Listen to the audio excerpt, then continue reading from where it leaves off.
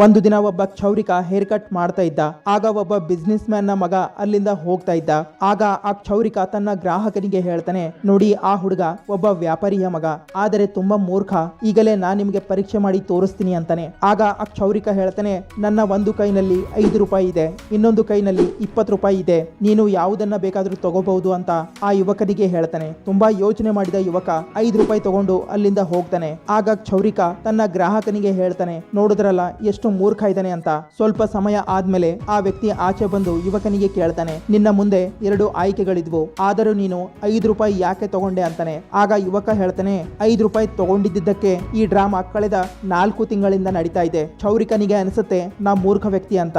ಒಂದ್ ವೇಳೆ ನಾನು ಬುದ್ಧಿ ಉಪಯೋಗಿಸಿ 20 ರೂಪಾಯಿ ತಗೊಂಡಿದ್ರೆ ಆತ ಮತ್ತೆ ನನಗೆ ಯಾವತ್ತೂ ಕರಿತಾ ಇರಲಿಲ್ಲ.